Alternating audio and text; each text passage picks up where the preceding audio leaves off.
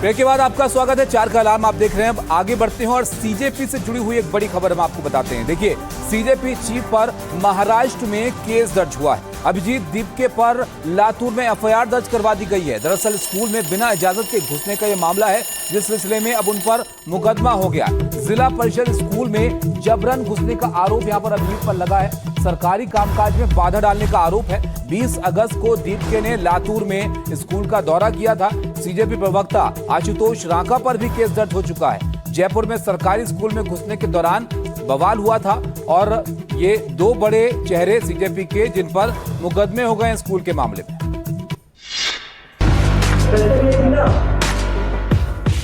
महाराष्ट्र के लातूर का ये वही जिला परिषद स्कूल है जहां सीजेपी चीफ अभिजीत दिपके अपनी टीम के साथ पहुंचे थे। बच्चे मिड डे मील का खाना खा रहे थे और दिपके उनसे बातचीत कर रहे थे। स्कूल ठीक करो अभियान के तहत दिपके औसा तहसील के उजनी गांव पहुंचे थे। उनका दावा था कि वो स्कूल की जमीनी हकीकत जानने आए हैं, लेकिन अब यही दौरा कानूनी विवाद में बदल गया है। अभिजीत दिपके पर एफआईआर दर्ज, बिना अनुमति स्कूल में घुसने का आरोप, सरकारी काम में बाधा पहुंचाने का आरोप, 20 अगस्त के दौरे से जुड़ा मामला। स्कूल प्रशासन का आरोप है कि उन्होंने बिना मंजूरी स्कूल में प्रवेश किया और सरकारी कामकाज में बाधा डाली। वहीं निरीक्षण के दौरान दिपके ने स्कूल में साफ सफाई, शौचालय, पीने के पानी और दूसरी बुनियादी सुविधाओं की हालत पर सवाल उठाए थे। उन्होंने प्रधानाध्यापक से जवाब भी मांगा था। महाराष्ट्र के लातूर में कॉकरोच जनता पार्टी के प्रमुख अभिजीत दिपके के खिलाफ एफआईआर दर्ज की गई है। अब आरोप यह है कि उन्होंने जिला परिषद स्कूल में बिना अनुमति प्रवेश किया और सरकारी कामकाज में बाधा यहां पर डाली है। किस तरह के आरोप लगे हैं, क्या क्या बातें यहां पर एफआईआर में हैं, जरा देखिए आप। चीजें रिकॉर्ड करना, छात्रों से बात करना बिना किसी परमिशन के, इसके चलते उन पर ये पूरा मामला दर्ज हुआ है।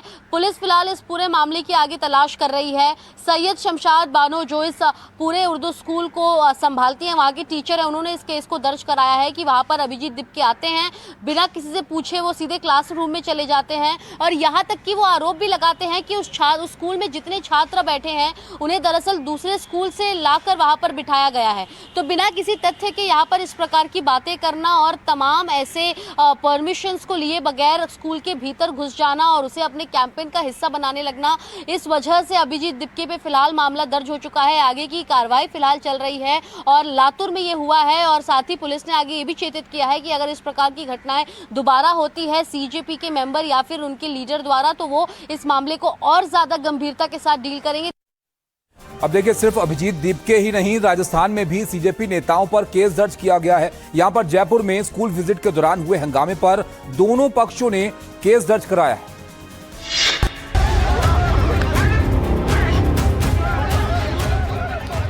जयपुर के रामपुरा गांव का यह हंगामा अब पुलिस जांच का मामला बन चुका है। स्कूल निरीक्षण के दौरान शुरू हुआ विवाद देखते ही देखते मारपीट और आरोप प्रत्यारोप तक पहुंच गया।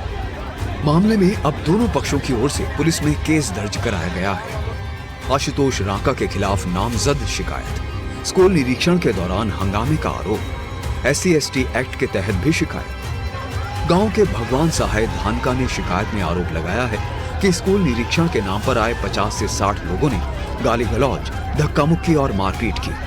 वहीं सीजेपी की ओर से महिला कार्यकर्ता रेखा शर्मा ने भी शिकायत दर्ज कराई है। पत्थर और लाठी से हमले का आरोप, कई लोगों के नाम शिकायत में शामिल। फिलहाल पुलिस ने दोनों ही मामलों में आरोपियों को अज्ञात मानते हुए केस दर्ज किया है। पुलिस का कहना है कि वीडियो, गवाहों और सबूतों के आधार पर जांच के बाद ही जिम्मेदार लोगों की पहचान और कार्रवाई तय की जाएगी।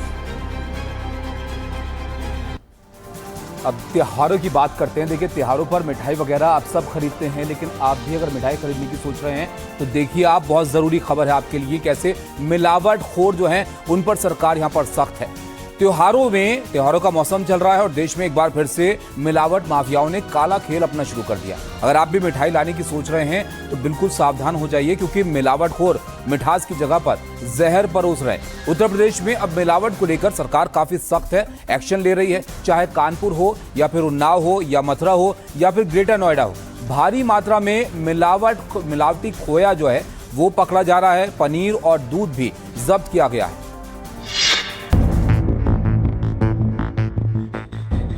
त्योहारों के मौसम में मिठास में जहर घोलने की साजिश। उत्तर प्रदेश में मिलावटखोरों पर बड़ी कार्रवाई। कानपुर में जब हटिया, एक्सप्रेस रोड और फजलगंज की मंडियों में जांच शुरू हुई तो अधिकारी भी हैरान रह गए। हटिया मंडी में 450 किलो दूषित और बदबूदार मावा बिकने के लिए रखा था। फौरन इस जहरीले खोए को जब्त कर नष्ट कर दिया गया। साथ ही 19 अलग अलग जगहों से खोए के सैंपल लैब भेजे गए। उन्नाव में भी जहर के इन सौदागरों पर गाज गिरी। हसनगंज के रामपुर गढ़ुआ इलाके में छापेमारी कर टीम ने करीब 2 लाख रुपए की मिलावटी खाद्य सामग्री को नष्ट कर दिया।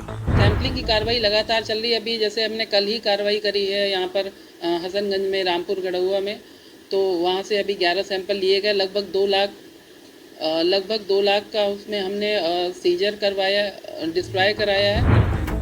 प्रशासन की ये कार्रवाई मिलावटखोरों के लिए सीधी चेतावनी है। लोगों की जान दांव पर लगाने वालों की अब खैर नहीं।